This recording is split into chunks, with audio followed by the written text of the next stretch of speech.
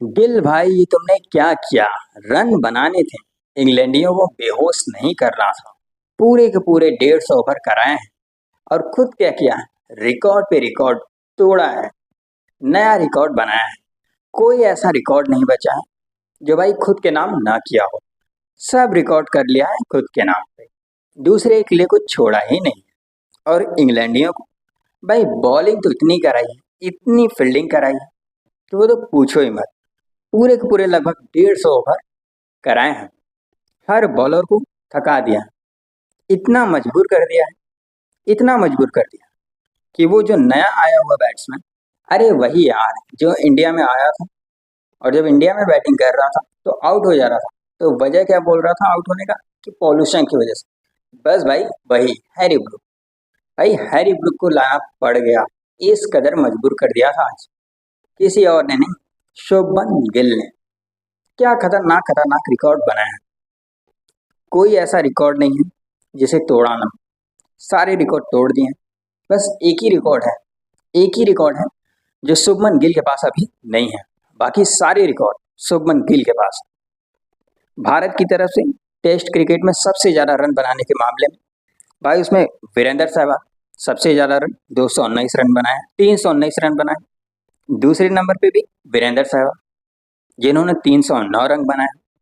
तीसरे नंबर पे कोई और नहीं, करुण नायर 303 रन बनाए। और चौथे नंबर पे जो भाई वो शुभमन गिल हैं जिन्होंने आज लगभग लगभग क्या 269 यानी 269 रन बनाए। बस यही एक एकलौता ऐसा रिकॉर्ड है जो खुद के नाम पे नहीं है।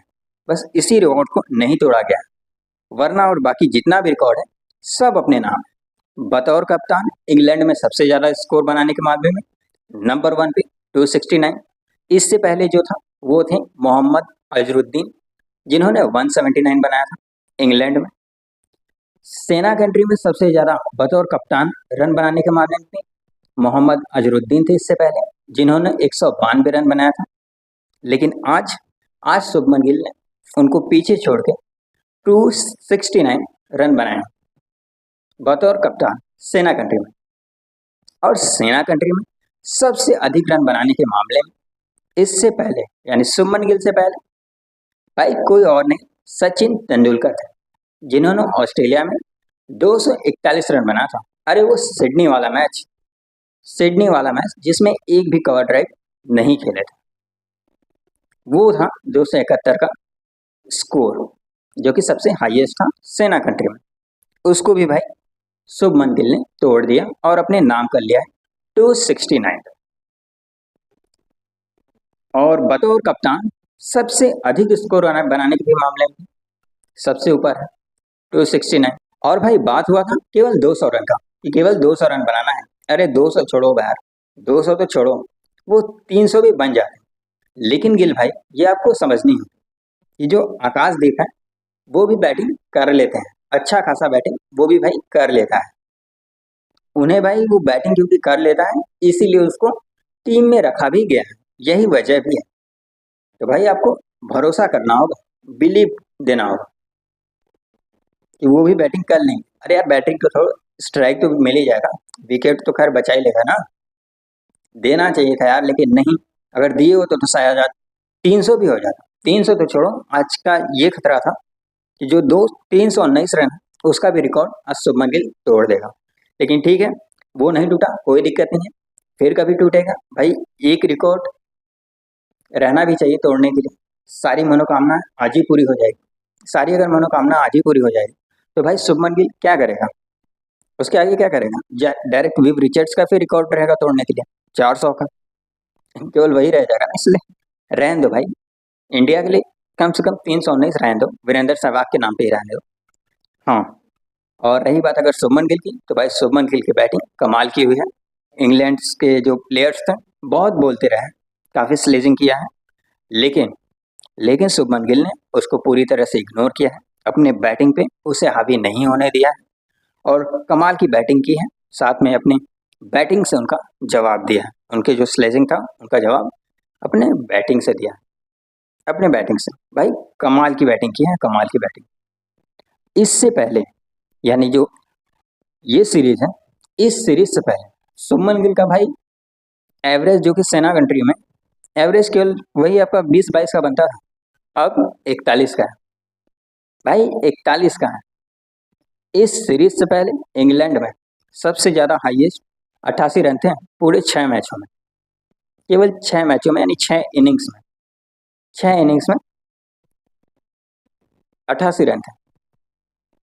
और वो देखो भाई, यहाँ एक एक मैच में ही सेंचुरी बनाया जा रहा, दो दो डबल सेंचुरी बना रहा है, डबल तो छोड़ा, ट्रिपल भी सेंचुरी हो जाता भाई। ये है चेंजेस।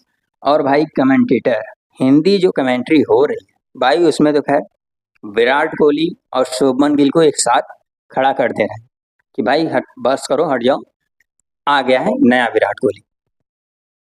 क्या क्या दिखा रहे थे भाई कि 136 इनिंग हुई है, 136 इनिंग में ये है शुभमन गिल का स्कोर और ये है विराट कोहली का स्कोर, उसमें शुभमन गिल का स्कोर ज़्यादा है।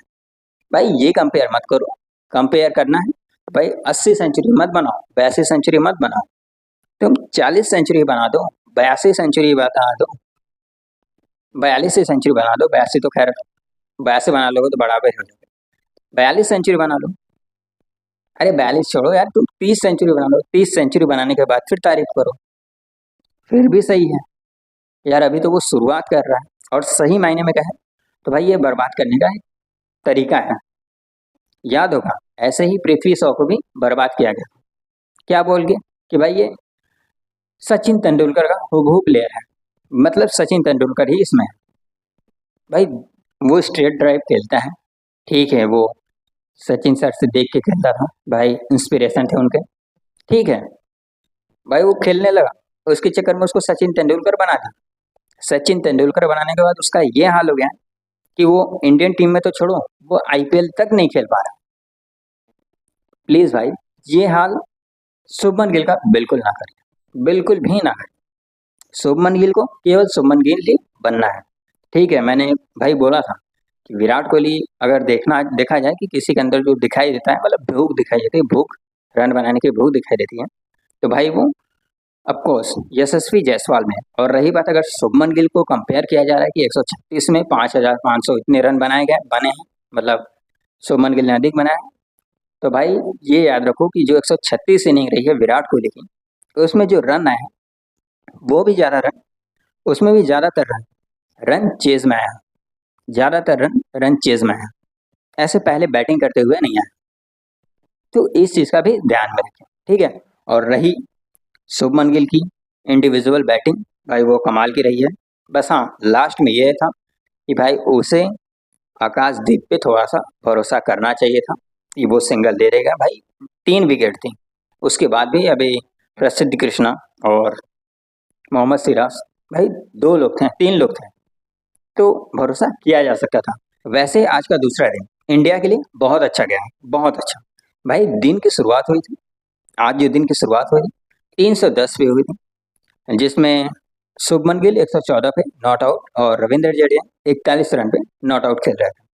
और वहाँ से भाई रविंद्र जडेजा और शुभमन गिल इन दोनों के बीच 200 रनों की पार्टनरशिप आई है, 200 रनों की पार्टनरशिप, इनफैक्ट उससे ज़्यादा ही आई, 6वें विकेट के लिए, ये 6वें विकेट के लिए पार्टनरशिप है 200 रनों की।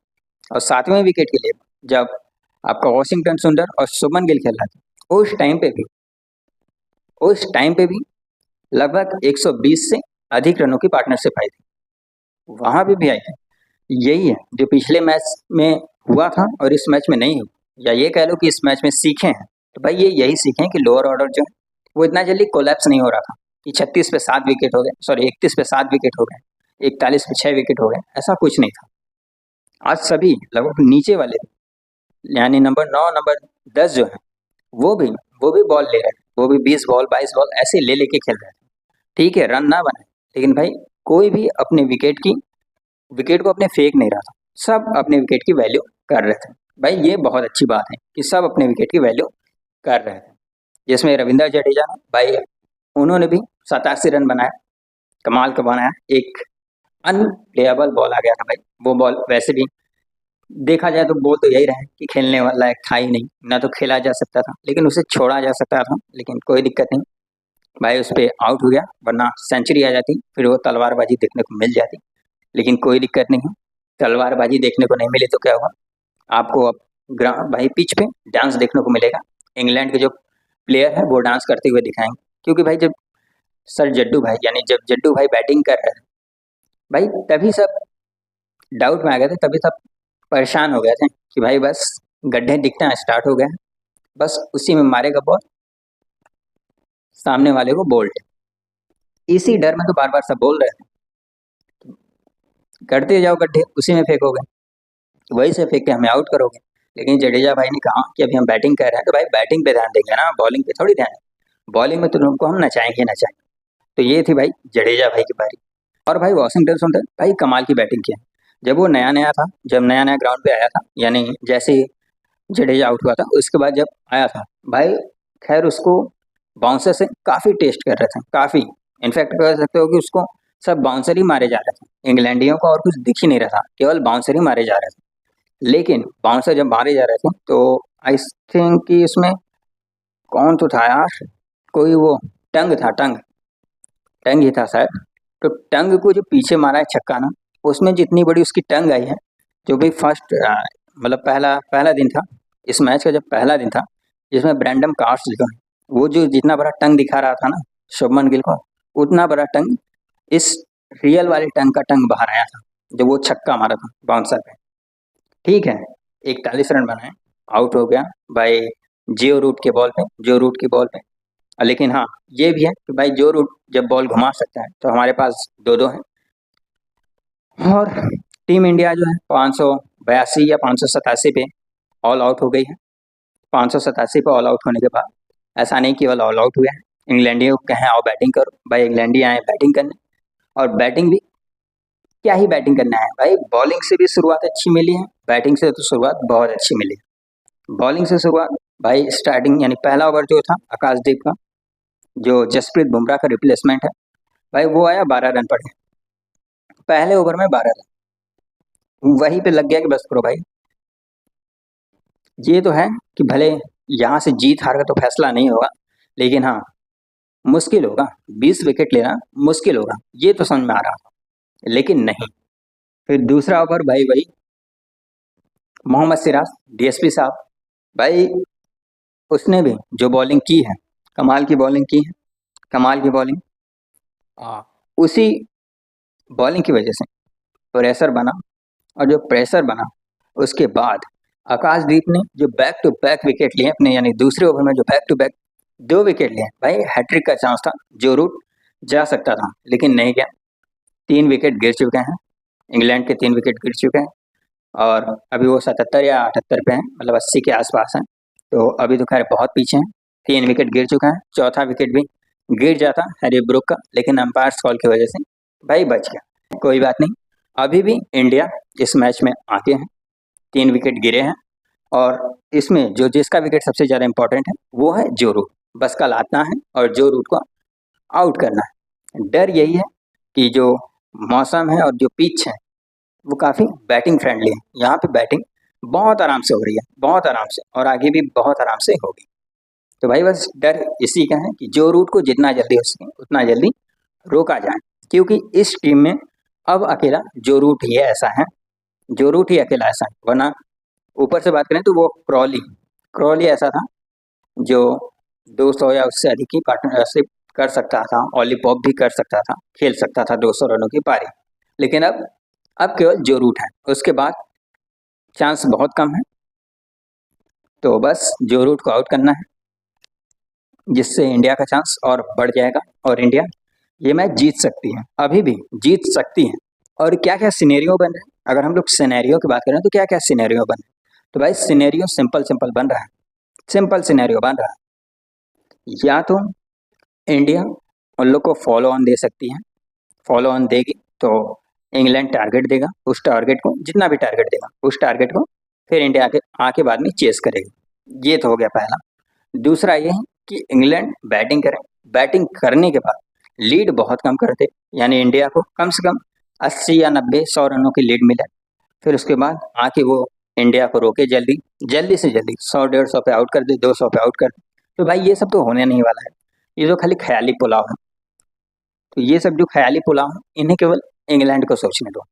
हम लोग नहीं सोचेंगे, हम लोग केवल यही सोचेंगे भाई हम लोग जीत रहे हैं। और फाइनली ये मैच विदाउट जसप्रीत बुमराह जीतना बहुत ज़्यादा इंपॉर्टेंट है, क्योंकि अगले मैच में भाई सामने से जोफ्रा आर्चर भी आ जाएगा और हम लोग के साइड से भी उम्मीद है कि जसप्रीत बुमराह आ ही जाएगा। तो मिलते हैं फिर कल के मैच में, तीसरे दिन मिलते हैं। तीसरे दिन पे क्या होता है